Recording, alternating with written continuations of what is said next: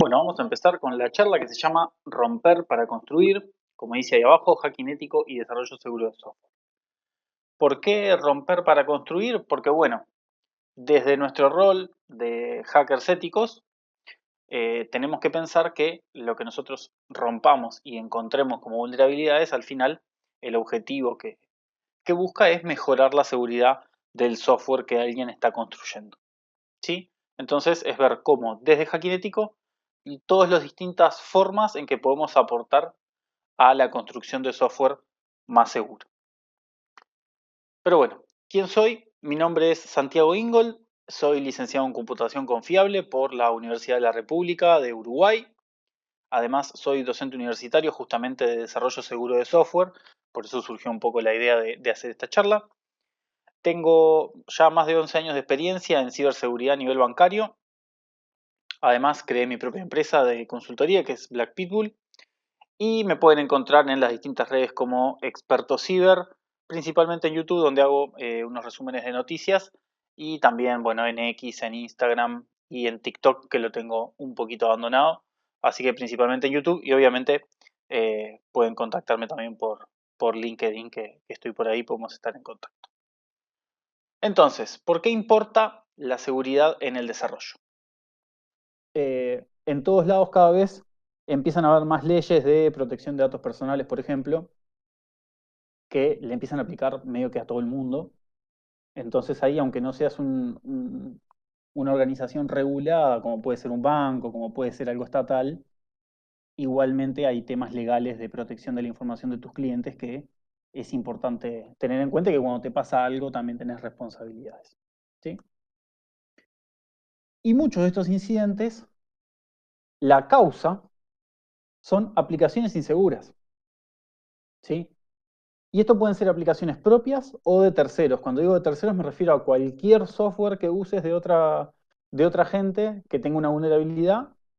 Esa vulnerabilidad está ahí porque alguien no desarrolló correctamente ese software y le dejó una vulnerabilidad. O te puede pasar por vulnerabilidades en desarrollos propios. ¿Sí? En esta charla obviamente lo vamos a ver más desde el punto de vista de los desarrollos propios, porque es la idea de ver el proceso de desarrollo de software.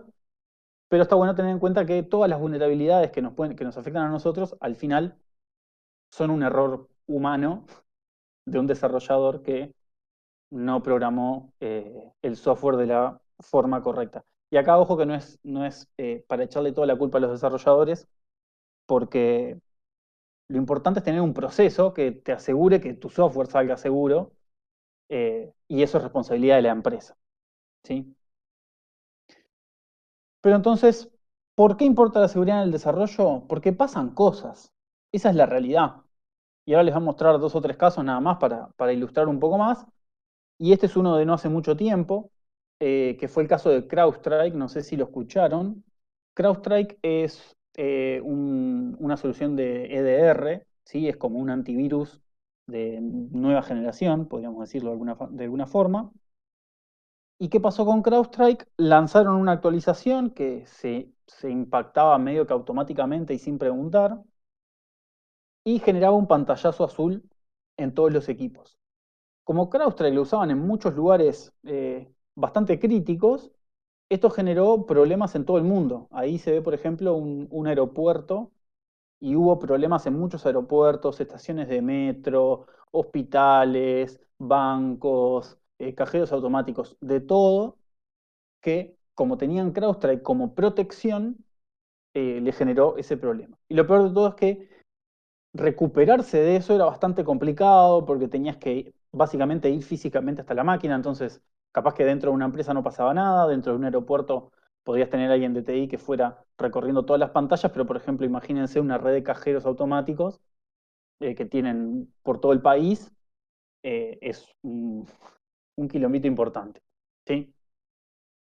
Y este caso es súper interesante porque la causa de esto era un error totalmente básico en el código de CrowdStrike, que era que en un momento el programa accedía a un puntero que estaba sin inicializar, o sea que se había perdido la referencia al puntero, automáticamente eso lo convertía en un puntero a la dirección de memoria 0, y la dirección de memoria 0 es una dirección de memoria protegida de Windows, por lo que cuando un proceso trataba de acceder ahí se generaba el pantallazo azul. ¿Sí? Y esto es una vergüenza, porque en realidad es un, es un error básico que, si hubiera tenido un mínimo de testing, CrowdStrike lo tendría que haber detectado antes de mandarlo a producción. Pero por alguna razón no lo detectaron. ¿Sí? Y pasó lo que pasó. Y por eso les digo que es lo importante no es solo los desarrolladores, que sí tienen que saber programar correctamente, sino también tener procesos para evitar que este tipo de errores que pueden pasar lleguen a producción. ¿Sí? Y un caso más, que en realidad son dos, y que los pongo juntos porque me parece muy interesante ver cómo dos aplicaciones muy utilizadas como WhatsApp y Telegram tuvieron errores muy parecidos. Y si se fijan bien, acá no me quedó, pero esta noticia, la de WhatsApp, es de julio, del 27 de julio del año pasado, y la de Telegram es del 12 de abril del año pasado. O sea que son unos meses nada más de diferencia entre una y otra, y son prácticamente la misma vulnerabilidad, que es que tanto WhatsApp como Telegram no controlaba adecuadamente las extensiones de los tipos de archivos que vos le mandabas a otro usuario, y en algunos casos se ejecutaban automáticamente cosas que no se deberían ejecutar automáticamente, como dice ahí, scripts de Python.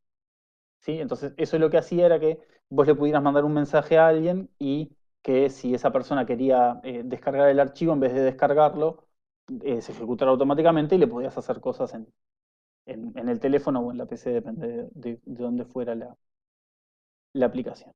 ¿Sí? Y de nuevo, acá es un error en la programación, que no controlaba adecuadamente los tipos de archivo y cómo se trabajaba con los distintos tipos de archivo, y que pasó por los procesos de desarrollo y testing y puesta en producción de estas dos empresas, que aparte son grandes, y llegaron a producción.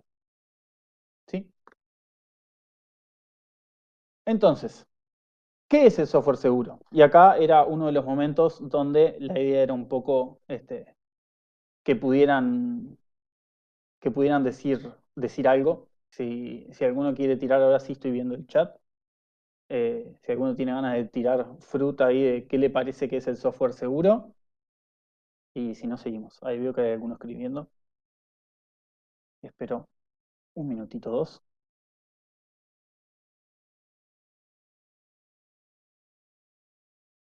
y después seguimos.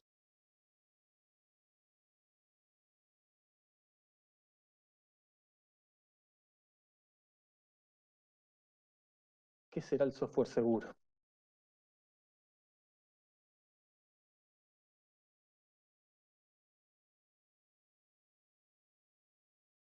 Bueno, se están tomando su tiempo. Están escribiendo un libro. A ver, un software que garantice la confidencialidad, integridad y autenticidad. Sí, creo que ahí te faltó la disponibilidad, pero está bien. La idea es que implemente la tríada. Sí, puede ser una forma de verlo. Establecer controles desde el inicio. Eso es súper importante. Que cumpla la norma ISO 27001. Eso no lo veo tanto, por lo menos en este caso. Buenas prácticas para el desarrollo de software, seguro. Tomando en cuenta controles y mejores prácticas también, exacto. Ya validado y probado que cumple con ciertos estándares y testeos, como por ejemplo un test con un equipo de QA. No existe. 100%, 100% de seguridad no existe, eso lo digo siempre. Si algún vendedor alguna vez te quiere vender alguna solución que dice que es 100% segura, te está mintiendo. Pero bueno, un software suficientemente seguro, o que podamos decir que es lo suficientemente seguro para lo que estamos dispuestos a hacer, sí existe. Seguridad en la memoria. Sí, pero en aplicaciones web puedes tener un montón de ataques en la capa de aplicación, y a nivel más alto, que no sé si solo lo reducís a la memoria. Sí, manejo de excepciones, componentes actualizados. Bien, bueno, me parece que tienen bastante buena idea de lo que es un software seguro. Corralito de los privilegios. Bueno, sí, ahí hay como muchos niveles, ¿no? Lo podemos ver a más bajo nivel o a más alto nivel, pero, pero sí, está bien. Que haya un humano atrás ya lo deja como no 100% seguro, totalmente. Bien, perfecto. Bueno, pensé que me había muteado. Acá yo le puse una definición que es: software seguro es aquel que fue desarrollado con prácticas que minimizan la posibilidad de que tenga vulnerabilidades que puedan ser explotadas por atacantes y que además puede resistir ataques sin comprometer sus funciones o los datos que maneja. ¿Sí? Esta es una definición media, si se quiere, media informal, ¿sí? Pero que hace referencia justamente a algunas cosas que decían de, por ejemplo, desarrollado con determinadas prácticas, buenas prácticas, técnicas de desarrollo seguro, que el objetivo es minimizar la posibilidad de que tenga vulnerabilidades, porque 100% de asegurar que no va a tener vulnerabilidades, no vamos a poder asegurar, y vulnerabilidades que puedan ser explotadas por atacantes. Eso en algún momento capaz que también lo conversamos, de que hay vulnerabilidades que son más fáciles de explotar y otras que son más difíciles. Entonces, lo que nos vamos a preocupar más nosotros es por eliminar dentro de lo posible las más fáciles. Y bueno, las más difíciles sí las podemos evitar también, pero por un tema de prioridades, lo más importante va a ser eliminar las más fáciles de explotar. Y que pueda resistir ataques sin comprometer las funciones, o sea, que siga funcionando y que tampoco comprometa los datos, ¿no? Y una definición un poco más académica, que también mencionaron algunas de esas cosas en los comentarios, es el que preserva las propiedades de confidencialidad, integridad y disponibilidad, así como la autenticación, autorización, no repudio y trazabilidad, incluso cuando se encuentra bajo ataque. ¿Sí? Yo una definición que me gusta más, muy informal, eh, pero que un poco ayuda a veces capaz a verlo, es que un software seguro es un software que hace lo que hace y solamente, o sea, hace lo que tiene que hacer y solamente lo que tiene que hacer y no hace lo que no tiene que hacer. ¿Sí? Entonces, cualquier tipo de vulnerabilidad que tenga el código, cuando un atacante te ataca, está haciendo algo que no debería poder hacer. ¿Sí? Entonces, ¿cómo hacemos para construir software seguro? Con un proceso de desarrollo seguro. Que esto suena muy lindo, pero ahora vamos a ver un poco más de qué se trata.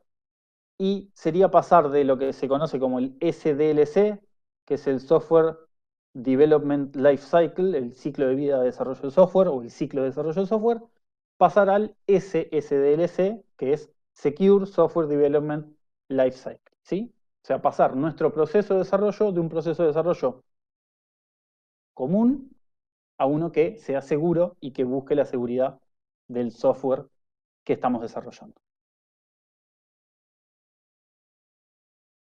Por las dudas, para repasar un poco de conceptos, por si alguno está medio olvidado, está muy metido en la última vulnerabilidad y se olvidó del desarrollo de software. El ciclo de desarrollo de software es todo el proceso que tiene etapas, ¿sí? Que tiene una estructura, que se usa para crear y gestionar el desarrollo de sistemas de software. ¿Sí? Es cómo vamos a hacer para llegar desde la idea hasta el software publicado en producción. Incluye las fases que van desde la concepción inicial del proyecto, los requerimientos, el desarrollo, el testing, hasta el despliegue y el mantenimiento. ¿Sí? Esto, recuerden que en el proceso de desarrollo de software incluye hasta el mantenimiento, o sea, después que ya lo terminamos y lo publicamos y está siendo utilizado por los usuarios, ahí también sigue la etapa de mantenimiento, que es de arreglar bugs o de agregar funcionalidades, y ahí también tenemos que mantener, en nuestro caso además, la seguridad de esos cambios. Las típicas fases son análisis de requerimientos, diseño de arquitectura, la implementación, codificación, programación, llámenle como les guste, las pruebas o el testing, el despliegue, el deployment, la publicación y después el mantenimiento. Y acá es interesante tener en cuenta que estas fases son un poco independientes del tipo de programación que hagamos, ¿sí? Tanto si hacemos un proceso de desarrollo tradicional en cascada o si usamos las metodologías ágiles o la metodología que quieran, más o menos en todas las metodologías vas a tener que analizar qué es los requerimientos de lo que el software tiene que hacer, diseñar cómo vas a armar más o menos el sistema, programarlo, porque si no, no tenés programa, testearlo para ver que efectivamente el programa hace lo que pediste en los requerimientos y publicarlo para que los usuarios lo usen y mantenerlo si lo siguen usando. ¿Sí? Entonces, estas fases, estas etapas van a estar más o menos presentes en todos los tipos de procesos de desarrollo, todos los tipos de ciclo de desarrollo de software que puedan tener. Y como decíamos antes, el ciclo de desarrollo seguro, de desarrollo de software seguro, ¿sí? Es agregarle a este ciclo de desarrollo de software normal prácticas de seguridad en cada una de esas fases del proceso de desarrollo. Si nosotros le agregamos solo seguridad en la etapa de requerimientos, capaz que cuando lo vamos a programar, programamos los requerimientos pero en forma insegura. O si solo capacitamos a los desarrolladores en programación segura, pero la lógica de negocio tiene cosas que son inseguras, por más de que el programador no meta ni una inyección SQL, ni un cross-site scripting, ni nada, ese software, por cómo está pensado desde el inicio, va a ser vulnerable a problemas de negocio. Por ejemplo, no sé, una aplicación que, si no están los requerimientos, que controles que no podés ver el perfil de otro usuario, el perfil privado de otro usuario. ¿Sí? Ahí no es un error del desarrollador estrictamente, sino que directamente en los requerimientos nunca se planteó eso. ¿Sí? Y el objetivo es garantizar o buscar llevar ese porcentaje lo más cercano al 100%, que la seguridad sea una consideración central durante todo el proceso de desarrollo del software. ¿Sí? Esto para minimizar los riesgos de las vulnerabilidades y, por lo tanto, de los ataques. Entonces, la metodología que vamos a ver hoy en esta charla, porque pueden haber varias, son los Security Touch Points de Gary McGraw, ¿sí? Que es un académico que desarrolló esta metodología, ¿sí? Y lo que dice McGraw es que la seguridad no es una fase, sino que es algo transversal al desarrollo, y identificó los puntos clave donde deben insertarse estos touch points, que ahora los vamos a ver en detalle, ¿sí? Acá abajo las cajitas son las distintas etapas del desarrollo de software, ¿sí? Requerimientos, arquitectura y diseño, planes de prueba, codificación, ejecutar los tests y ver los resultados. Y la parte que se llama feedback from the field es todo lo que tiene que ver con la puesta en producción, el deployment, los usuarios que usan el software eh, y todo lo que viene después de mantenimiento. ¿Sí? Y las etapas que están arriba, las voy a leer de izquierda a derecha. Dice casos de abuso, bueno, está en inglés, no lo voy a decir en español. Casos de abuso, requerimientos de seguridad, análisis de riesgo, arriba que está con un asterisco dice sería revisión externa, pruebas de seguridad basadas en riesgos, revisión de código con herramientas, también vamos a ver que puede ser sin herramientas, aunque no va a ser muy eficiente. De nuevo, análisis de riesgo, que si se fijan tiene 3 flechitas porque están en 3 lugares distintos. Test de penetración, que tiene 2 flechitas porque aplica a 2 etapas distintas, y operaciones de seguridad. Pero pará,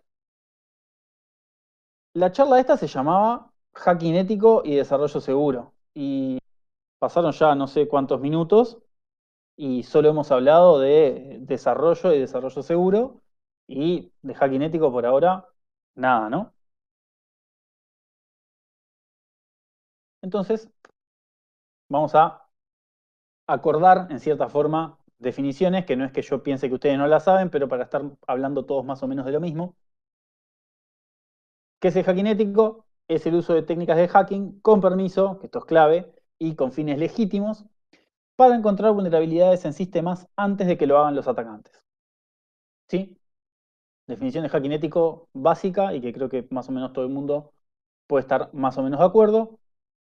Lo importante, con permiso, con fines legítimos y el objetivo, ¿sí? Que es encontrar esas vulnerabilidades antes que los atacantes, ¿sí? Creo que en algunos de los comentarios decían el del desarrollo seguro de hacerlo lo antes posible, justamente porque tenés que encontrarlos antes que los atacantes. Si lo encontrás después que los atacantes, te hackearon. Algunos puntos de hacking ético, siempre autorizado por la organización. El objetivo es proteger, no dañar. Esto es importante porque a veces, muchas veces lo que llama la atención del hacking ético al principio es, puedo romper cosas, puedo acceder a donde no tengo que acceder. Eh, pero ahí como que estás pisando la raya de lo ético, ¿no?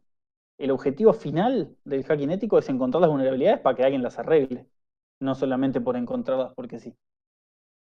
Usar herramientas y técnicas reales, porque son las mismas que van a usar los atacantes. Informar con responsabilidad.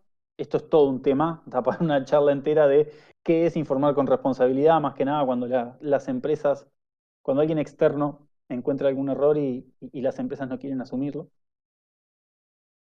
Y obviamente es parte crítica del desarrollo seguro y la gestión de riesgos en el software. ¿Sí? Tenemos algunos tipos de pruebas de hacking ético que son un poco distintas, no son todos iguales. Tenemos el clásico pentesting. Después tenemos los ejercicios de red teaming, ya de simulación de atacantes. Sí, este es un término bastante polémico que está medio de moda y a mí me rechina un poco porque para mí el red teaming es algo muy específico y ahora les gusta decirle red teaming un poco a todo. Y después está la parte de auditorías, que es cuando viene alguien externo ya como con una especie de checklist específica o con un tipo de hacking ético específico para validar la aplicación para, no sé, para PCI, para SOC, para lo que fuera. ¿Sí? Eso está más asociado a regulaciones y a certificación. Pero bueno, volvemos con la programación habitual. Estábamos hablando de los Security Touchpoints de McGraw, ¿sí? Vimos las etapas y vimos los distintos touchpoints. Pero si ustedes se fijan, cada uno de los touchpoints, me quedó un poco pixelada la imagen, tiene un numerito arriba, ¿sí? Y no están en orden del proceso, que sería como la forma más natural de pensar estos touchpoints, ¿sí? Que sería, bueno, ¿en qué orden los voy a ir ejecutando en el proceso? Tienen otro orden, que son esos números que están ahí, y que es el orden de efectividad. Es de todas estas actividades que podemos agregar al proceso de desarrollo de software, cuáles son las más efectivas y las menos efectivas para detectar vulnerabilidades y solucionarlas. ¿Sí? Denme un segundito que voy a tomar agua.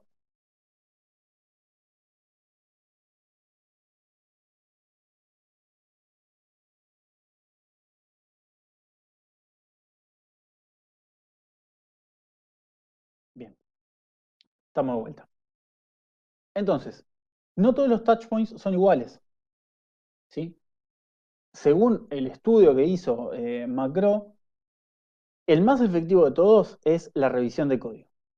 ¿Sí? Es revisar el código que los desarrolladores ya hicieron para buscar vulnerabilidades. Ahora después vamos a ver que esta revisión de código no va a ser manual, sino que la idea es hacerlo con herramientas que existen para eso.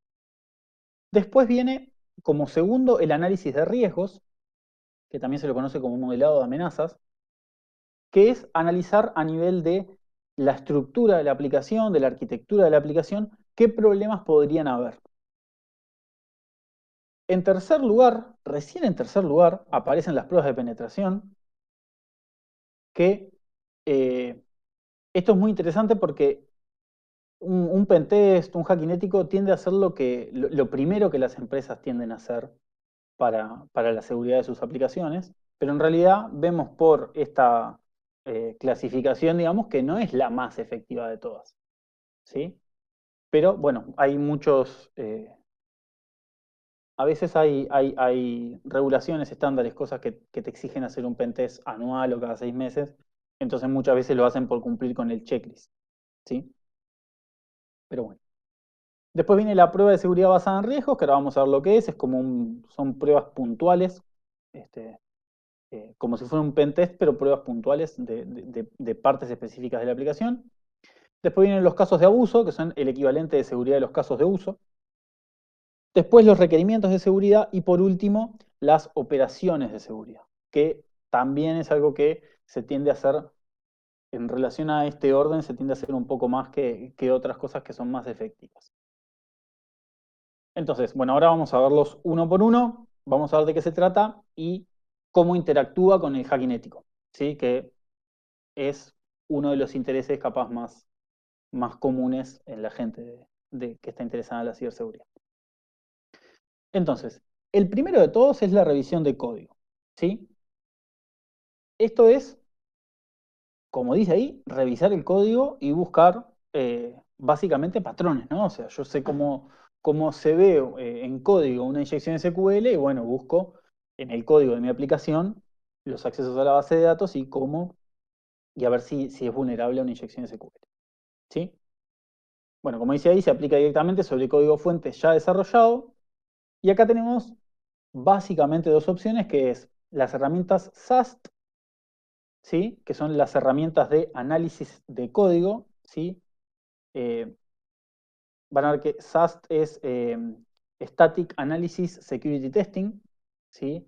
Es eh, evaluar la seguridad del software y es estático porque estamos analizando el código fuente sin estar en ejecución, ¿sí? Después van a ver que hay otros que son Dust, que es Dynamic, que es cuando el software se está ejecutando, ¿sí? Las herramientas SAST lo que hacen es leer el código buscando patrones de vulnerabilidades y reportar.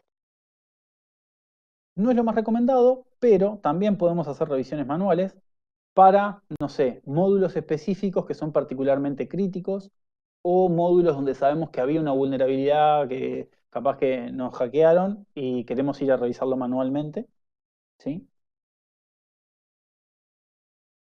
Y esta revisión de código puede detectar hasta el 50% de los problemas de seguridad, ¿sí? Esto lo que significa es que solo con revisión de código no basta, ¿sí? Es la más efectiva de todas, pero solo llega hasta el 50% de los problemas de seguridad de una aplicación. Ya para arrancar cualquier cosa que sea de lógica de negocio, eh, el análisis de código no lo va a detectar, ¿sí? Porque las reglas del negocio pueden ser distintas según el negocio. Entonces, eh, nada, una herramienta o incluso una persona leyendo código nada más no lo puede detectar. Y bueno, ¿y qué aportes tenemos para hacer desde el hacking ético, ¿sí? Para la revisión de código? Primero y principal, y que lo van a haber repetido creo que varias veces en esta charla, la mentalidad ofensiva, ¿sí? ¿Cómo puedo romper esto? Pensar, ¿qué podría llegar a ser un atacante que me pueda romper mi aplicación? Y eso, aunque los que están acá, todos más o menos están interesados en seguridad y capaz que lo tienen ya incorporado, no es lo normal en la mayoría de los desarrolladores. Entonces, desde los que hacemos hacking ético, está bueno pensar en, bueno, cómo le comunicamos a los desarrolladores, che, qué es lo que pueda llegar a ser un atacante sobre tu aplicación. Lo otro es identificar secciones críticas, ¿sí? O típicamente vulnerables, que esto lo vamos a saber en función de nuestra experiencia, de nuestro estudio, de, bueno, yo qué sé, un login es crítico, ¿sí? No sé, en un login que capaz que está más o menos bien hecho, capaz que la funcionalidad de recuperar contraseña es vulnerable. Y bueno, así un montón de cosas, ¿no? Bueno, no, tenés una búsqueda y es típico que una búsqueda tenga un cross-site scripting. Bueno, todo eso nos ayuda a identificar secciones que son críticas o que típicamente tienen vulnerabilidades para que el desarrollador le ponga más atención cuando las esté haciendo, ¿sí? O cuando estemos revisando el código. Y también, esto, lo que les decía recién, es como a nivel general, a partir de nuestra experiencia y de nuestros conocimientos, pero también, si hacemos hacking ético sobre las aplicaciones, los resultados de esos análisis van a identificar secciones que sean críticas o que sean potencialmente vulnerables o que ya sabemos que son vulnerables.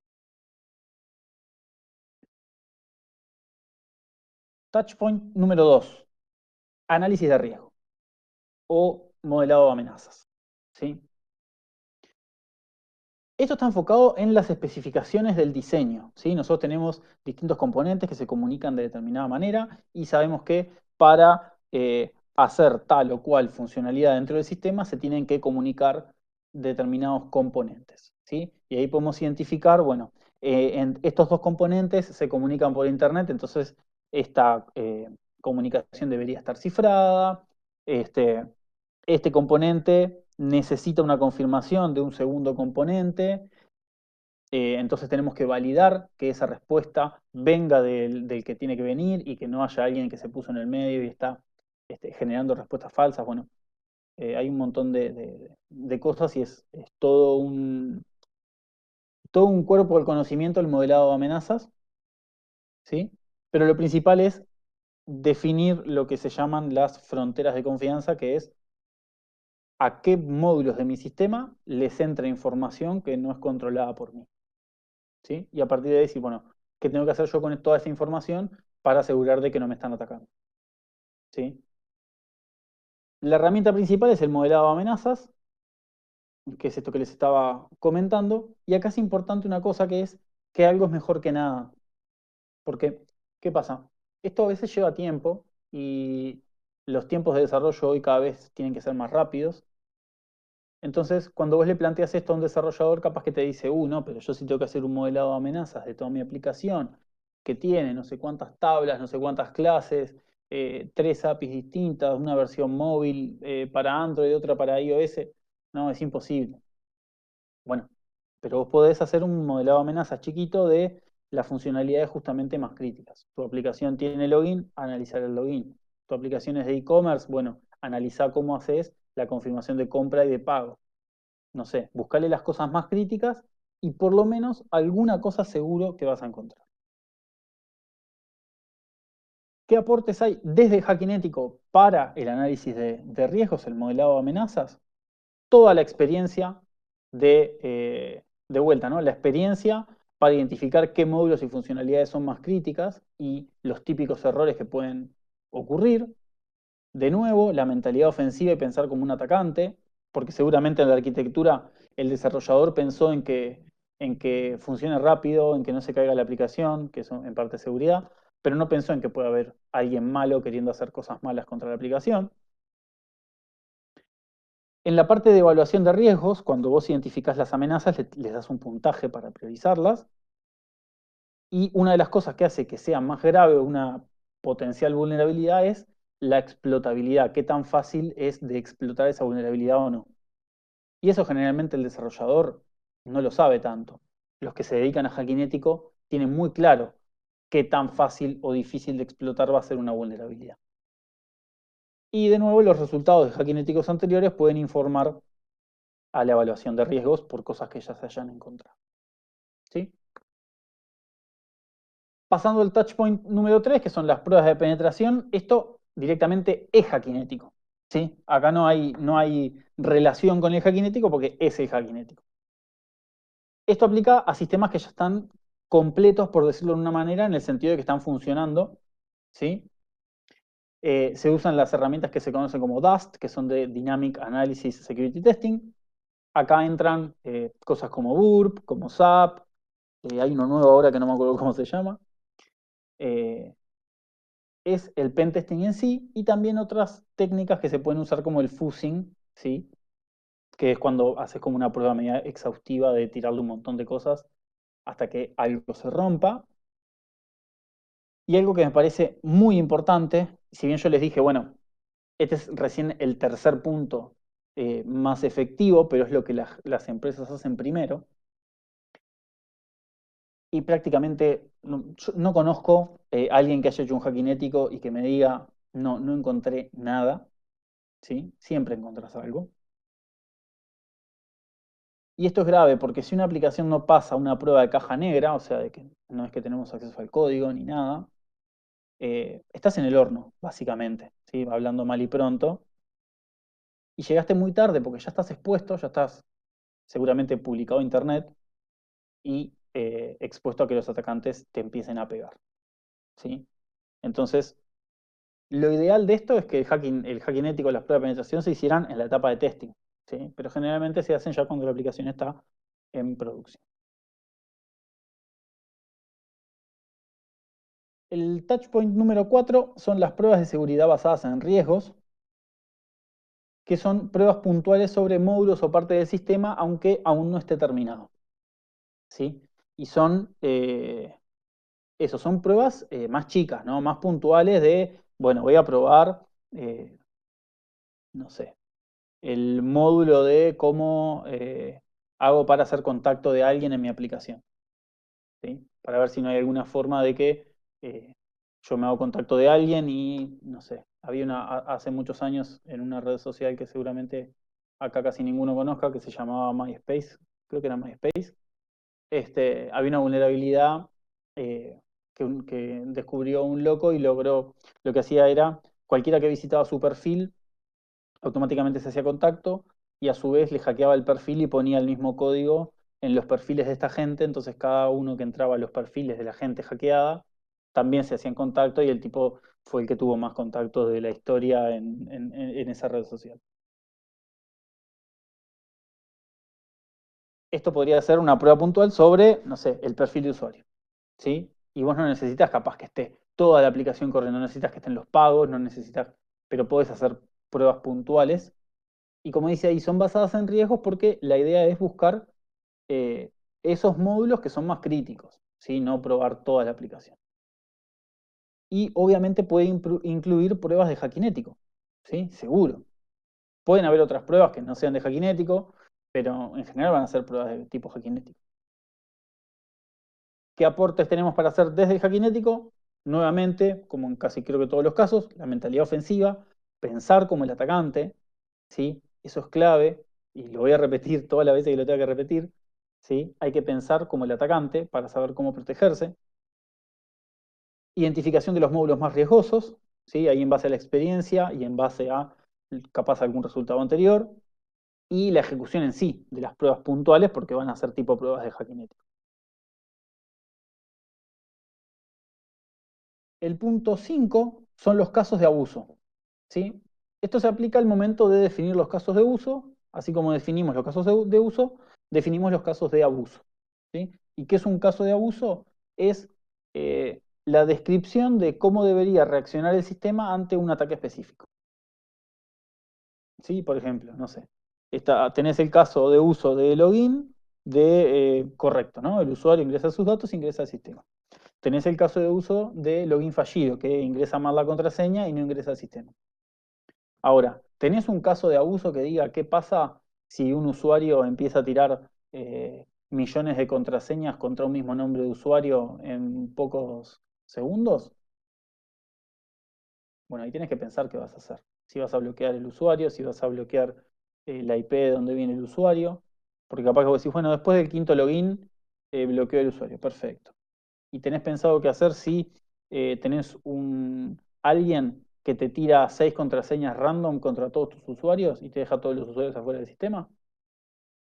Todo ese tipo de cosas hay que pensarlas de antes, ¿sí? Cuando las vas a pensar, cuando las pensás ya teniendo la aplicación en producción, es todo mucho más difícil de solucionar e incluso en algunos casos ni siquiera lo podés solucionar del todo porque ya toda la aplicación y todos los módulos y todas las integraciones ya están hechas asumiendo determinadas cosas que no están bien.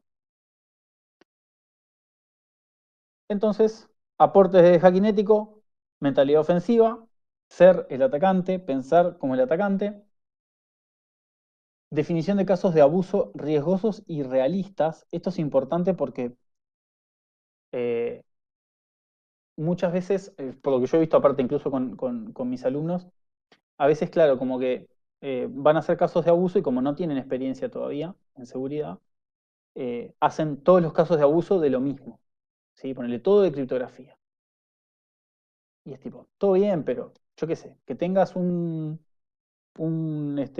algoritmo criptográfico débil, sí es una vulnerabilidad, pero capaz que no es tan grave como que el barra admin de tu aplicación no requiera login, ¿sí? Como que hay cosas más peores y menos peores. Y realistas, ¿sí? Porque capaz que hay, no sé, Mi caso de abuso es que hay un gobierno que tiene una computadora cuántica y me va a romper la criptografía que todavía no es post-cuántica. Y bueno, sí, podría llegar a pasar, pero yo qué sé, sos un e-commerce que reparte en tu ciudad. No te va a venir la NSA a romper la criptografía que no es post-cuántica. ¿Sí? Entonces, los escenarios tienen que ser también realistas. Y de nuevo, los resultados de los hackinéticos se pueden transformar en casos de abuso, porque obviamente, eh, cada vez que nosotros hicimos un hackinético y logramos entrar al sistema, logramos robar información, lo que fuera, es un caso de abuso nuevo que el sistema debería estar eh, preparado para responder adecuadamente y no ser hackeado. Y relacionado con esto, tenemos el touchpoint número 6, que son los requerimientos de seguridad. ¿Sí? Acá, a diferencia de lo otro que eran en los casos de uso, aplican al momento de definir los requerimientos del sistema. Lo que nos va a pasar acá es que eh, vamos a generar requerimientos funcionales y no funcionales. ¿Sí? Eh, Así como repaso, los requerimientos funcionales son los que definen cosas que el software en sí tiene que hacer, y los no funcionales son otras características que generalmente son más como de calidad, o en este caso de seguridad. ¿Sí? Un requerimiento funcional puede ser que el, el software te pida una confirmación para hacer contacto de alguien, y capaz que un requerimiento no funcional es que la contraseña esté hasheada con salt y con determinado algoritmo de hasheado que sea seguro. ¿Sí? Acá es muy parecido al anterior. Los aportes de hackinético sigue siendo la mentalidad ofensiva, que eso va a estar siempre. La definición de requerimientos de seguridad informados. O sea, hacer requerimientos de seguridad que tengan sentido, que no sean como lo otro que decíamos recién, que no sea la criptografía postcuántica. ¿Sí? Y de nuevo, los resultados del hacking ético nos van a generar requerimientos para las próximas versiones de la aplicación. ¿Sí? O sea, todo lo que nosotros encontramos como vulnerabilidades son nuevos requerimientos para los desarrolladores para que no les vuelva a pasar. Y vamos con el último Security Touchpoint, que es el número 7, y son las operaciones de seguridad. ¿Sí?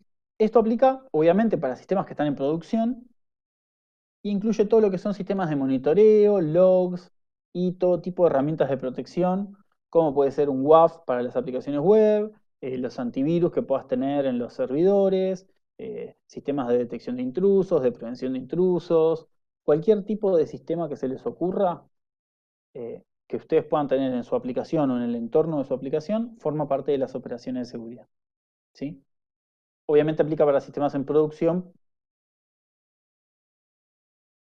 Como son operaciones, es cuando estás operando, cuando estás funcionando. ¿Sí? Más allá de que lo puedas tener en un ambiente de test para un hackinético, no tiene sentido después tener, yo qué sé, un IDS, un IPS funcionando específicamente para el ambiente de test. ¿Sí? Al menos no desde el punto de vista de la aplicación. Sí, para proteger la red de testing y los desarrolladores. ¿Qué aportes tenemos desde el hackinético?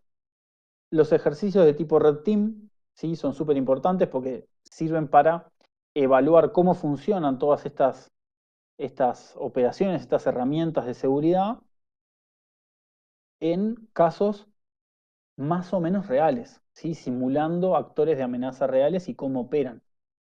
¿Sí? Porque no es lo mismo un hackinético que yo le aviso a la persona que le voy a estar haciendo un hackinético y no me bloquean después de que tiro muchos requests seguidos contra el sitio web, que un red team donde yo voy a simular que soy tal atacante, tal grupo de APT, y en realidad lo que hago es que tengo técnicas para ocultar mi ataque, justamente para ver que no me detecten los sistemas de protección que tenga la empresa. ¿Sí? Al igual que en los anteriores, los resultados del hackinético informan para agregar o mejorar las herramientas de seguridad y la configuración de estas herramientas. ¿Sí? Todo lo que nosotros vayamos encontrando va a ser bueno para la próxima. Espero que lo soluciones y que no te pueda volver a entrar por el mismo lugar. Y algo que me parece importante es ayuda sobre qué monitorear y qué no. Y me faltó poner ahí la mentalidad de atacante, ¿no? Pero con esa mentalidad de atacante, nosotros sabemos o tenemos más conocimiento capaz de qué es lo que un atacante puede hacer y por lo tanto qué es lo que yo debería estar viendo para detectar que haya un atacante. ¿Sí? Entonces, desde Hackinético se puede aportar todo ese conocimiento, esa visión para mejorar las operaciones de seguridad. Y tenemos un touchpoint bonus, ¿sí? Que estaba como un asterisco, que es el análisis externo. ¿Sí? Y esto en realidad está como un asterisco porque aplica para todos los touchpoints que ya vimos, pero lo que significa es hacer esas evaluaciones de los security touchpoints de forma externa a la organización. ¿Sí? Esto la ventaja que tiene es que no están, la gente externa no tiene los mismos incentivos que la gente interna y además no está como, entre comillas, contaminada del trabajo diario en esa misma, en ese mismo entorno. ¿Sí? Entonces, los aportes que hay desde Hackinético es la visión fresca, si se trata de un Hackinético externo, y esto también es importante que los resultados de Hackinético, aunque sean internos, pueden ayudar a los evaluadores externos. Puede venir alguien de afuera, ver el reporte de Hackinético y a partir de ahí ver cómo hace las revisiones externas de todos los security touchpoints que vimos. ¿Sí? Bien. Bueno, ahora para ir ya cerrando, porque ya vimos todos los security touchpoints y vimos cómo, cómo desde Hackinético podemos ayudar a mejorar la seguridad del software en cada una de esas etapas. Para cerrar, me parece que está bueno pensar en el Hackinético como mentalidad, más allá de las técnicas, ¿sí? De ataque que utilicemos, que las técnicas de ataque van a variar siempre en función de la infraestructura y de las aplicaciones que estemos probando. ¿Sí? No va a ser lo mismo hacer un hackinético móvil que web que un hackinético de infraestructura. ¿Sí? O si el hackinético es solo hasta la aplicación que tenemos publicada en internet, o si es, bueno, si entras a la aplicación, metete para adentro hasta donde puedas, y si me tomás el domain controller, sos el crack de los cracks. ¿Sí? Pero como mentalidad, el hackinético tiene la creatividad ofensiva, ¿sí? O sea, buscar nuevas maneras, pensar, como dicen, fuera de la caja, pensar cosas distintas de cómo los atacantes pueden llegar a querer atacar una organización, ¿sí? Y todo eso, y todo lo que el hackinético vaya generando y vaya encontrando, se transforma en una defensa informada. ¿Sí? Es a partir de todo lo que ahora sabemos que tenemos como problema en nuestra empresa, en nuestra aplicación, en nuestra infraestructura, mejorar la defensa. ¿Sí? Porque el objetivo es construir software más seguro, más resiliente, como me gusta decir ahora, ¿no? Y acá es importante anticiparse a las cosas que pueden pasar. Ya vimos en varios casos que si llegas tarde, fuiste. Hay que anticiparse a los problemas que pueden llegar a surgir.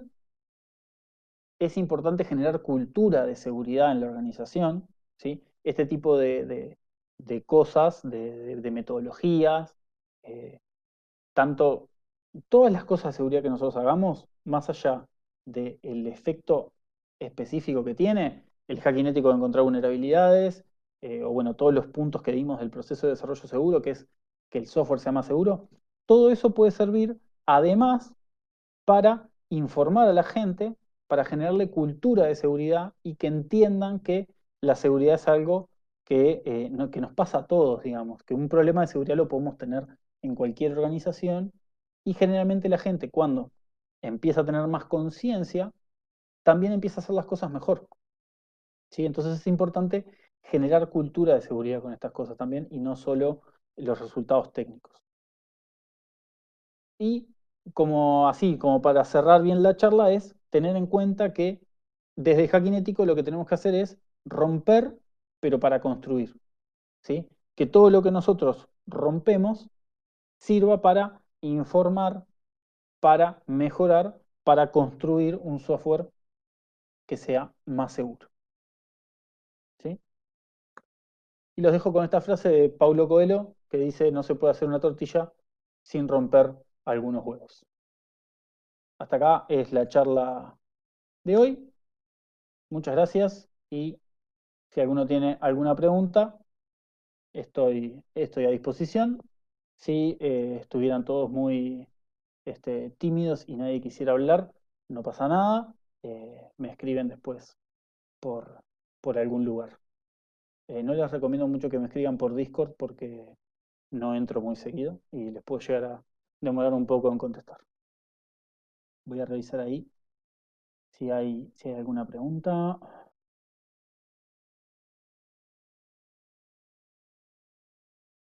Ah, HS y hacking ético.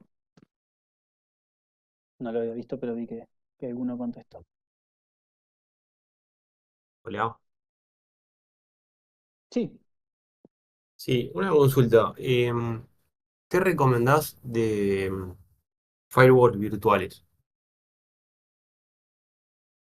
de firewall virtuales, ¿a qué le llaman firewall? O sea, firewall de red tradicional, pero que sea Sí, virtual, que no sea sí, un de red, appliance. de capa 3, sí. Eh, yo la experiencia que tengo más que nada es con firewall comerciales, pero pfSense creo que es uno que funciona bien, que es el clásico de Linux, me parece, ¿no? Este, digo, ahí las soluciones clásicas en general funcionan bien. Tengo un conocido que me dijo que en una empresa, para lo que es Uruguay bastante grande, tenían todos pfSense y le funcionaba bien. Perfecto. Pero no, va a depender un poco de las funcionalidades que quieras, ¿no? Si lo único que querés hacer es filtrar paquetes y separar redes, medio que cualquiera te va a andar. Después, yo qué sé, si querés hacer controles por identidad, por ejemplo, o tener algún tipo de controles un poco más avanzados, bueno, ahí hay que ver que lo que vos quieras hacer exista en determinada solución, ¿no? Y ahora que lo pienso en realidad, de los comerciales en realidad, yo dije los comerciales, claro, yo los que trabajé siempre eran appliance físicos, pero los comerciales también tienen versiones virtuales. Por ejemplo, Fortinet tiene versiones virtuales no sé si de todas las cosas, pero de algunas cosas tiene. Pero bueno, ahí entran temas de Sí. costos, ¿no? No sé si venía por ahí capaz la duda. Sí, por ahí sí que en costos convenía un pfSense antes que Sí, un o sea, Forti o funciona un bien. Cisco. Sí, funciona bien. PFSense funciona bien. Perfecto. Buenísimo. Bueno, muchas gracias. ¿No? Por favor. Bueno, ruso no hablo, así que si hay alguna pregunta, escríbenmela en español.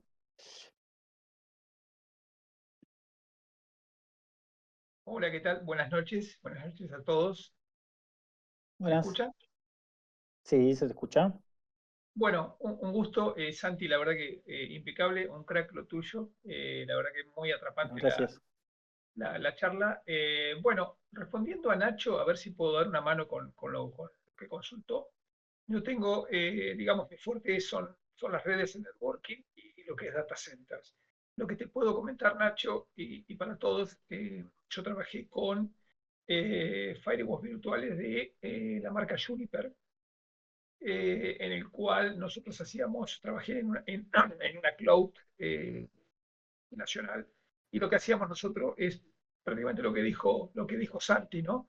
Nosotros prácticamente ahí hacíamos las reglas de entrada y salida perdón que estoy un poco afónico, la entrada y salida de tráfico, ¿sí? Nosotros teníamos patrones, prácticamente plantillas, en el cual cambiando determinados parámetros le configuramos el acceso a los diferentes customers, clientes, ¿sí? a la nube, y con eso generábamos un túnel un túnel de segurizado.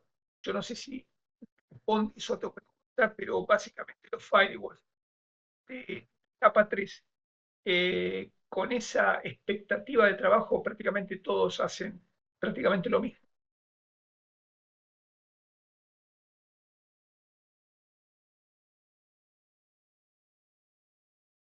Hola, hola, hola, hola, ¿se me escucha? Sí, sí, se escucha perfecto y sí, tal cual. Justamente los firewalls son de lo más, de todas las soluciones de seguridad que hay. eh, si bien hoy en día creo que en todos los ámbitos tenés muchas opciones y se tienden a unificar todas las soluciones en un Exactamente, mismo rango de funcionalidades, exacto, eh, exacto. Todos creo que tienen los un firewalls son los más estandarizados de todos. exacto, exacto, exacto. Para llevarles un poquito de tranquilidad en el sentido de unificar la información, ¿no es cierto? Nosotros, les repito, la forma de trabajo es tener diferentes plantillas en el cual nos facilita mucho automatizar la tarea, ¿no es cierto? Y customizar de acuerdo a los parámetros que de determinado cliente. Ahora, con respecto a la configuración, nosotros lo que hacíamos con ese tipo de firewall, marca Juniper, los hacíamos mediante consola, mediante comandería. Ahí va. Se puede, claro, se puede hacer en forma gráfica, sí, sí, por supuesto, pero básicamente teníamos lo que se llaman los runbooks para hacerlo en forma de consola. Espero que se haya escuchado. Disculpen que estoy afónico porque hace un frío en Bahía Blanca que me afectó la garganta. Bueno, que te mejores. Acá por Montevideo refrescó un montón también hoy. Bueno, sigo mirando ahí las preguntas. Bueno, mi Instagram en todas las redes es @expertociber. Eh, no soy demasiado activo en Instagram, pero generalmente publico cuando sale un video nuevo de noticias, por lo menos. Después veo una consulta de Pablo Chiquis que dice sobre cómo veo el tema de la IA en la creación de software. Y bueno, ahí tenemos, creo que como todo en la IA tiene como dos caras, ¿no? Por un lado, el código generado por IA generalmente tiende a ser bastante vulnerable, porque los modelos de IA están entrenados en un millón de cosas que encontraron por internet y que muchas veces son vulnerables. Entonces, es bastante común que genere código que sea vulnerable. Por otro lado, si vos agarrás a ChatGPT y le das un código que es vulnerable y le decís, decime en qué es vulnerable esto y cómo lo arreglo, generalmente te tira buenos piques. Así que creo que es un poco y un poco. Y también va en el uso que se le dé a las herramientas, ¿no? No he profundizado demasiado en el tema de desarrollo seguro con IA, pero me imagino que no es lo mismo pedirle, créame una aplicación de mensajería, que creame una aplicación de mensajería que sea segura. Seguramente ahí también el modelo trabaje un poco distinto. Bueno, otra pregunta dice si hay herramientas para análisis SAST y DAST open source. Sí, para la parte de Dust, yo que sé, SAP es open source, ¿sí? Todas las típicas herramientas que se usan para hacking ético generalmente son Dust porque estamos eh, testeando la seguridad con la aplicación corriendo. Y SAST, eh, lamentablemente SAST, las mejores, las que funcionan mejor son todas pagas, pero OWASP tiene varios proyectos con distinto grado de madurez que permiten hacer análisis estático de distintos lenguajes. Y hay una aplicación que es comercial, que se llama SonarCube, pero que tiene una versión gratuita. Eh, la vienen recortando la versión gratuita en los últimos meses, años, pero bueno, sirve para hacer algunos análisis y encuentra algunas cosas. Tiene algunas limitaciones la versión gratuita, pero te puede llegar a servir, o por lo menos si alguno lo quiere probar para ver de qué se trata, sirve, seguro.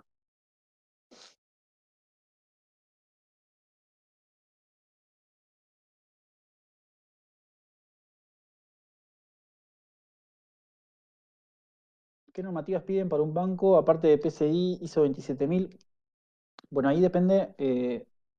La parte de PCI es de tarjetas de crédito. O sea, si procesás tarjetas de crédito tenés que estar certificado PCI. Obviamente los bancos todos tienen que tener PCI. Después hay este, empresas que por alguna razón guardan tarjetas de crédito que también tienen que tener PCI.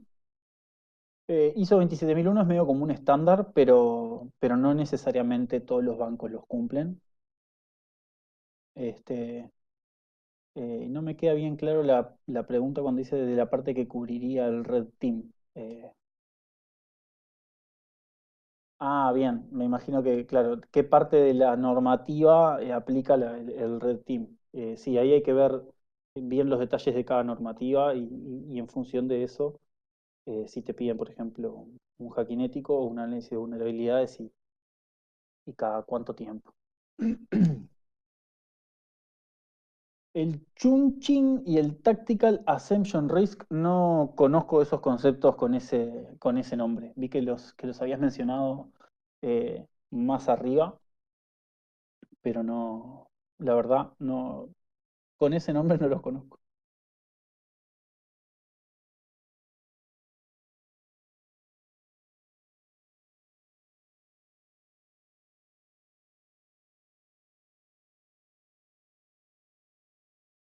IA igual B corta as a service. No sé qué sería la B corta y no sé si quiero preguntar.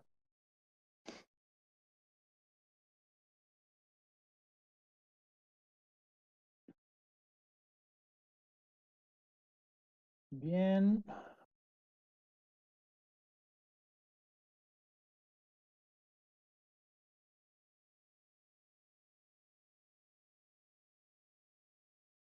Sí, Sarbanes-Oxley es otra normativa de Estados Unidos que aplica a muchas empresas. Está otra que se llama SOC 2, que también tiene algunas cosas de seguridad. Y hay de todo. Yo que sé, acá en Uruguay, por ejemplo, hay una norma, un estándar que es el marco de ciberseguridad de AGESIC, que es la Agencia de Gobierno Electrónico, que es del Estado, y que básicamente es como una traducción del marco de ciberseguridad del NIST de Estados Unidos.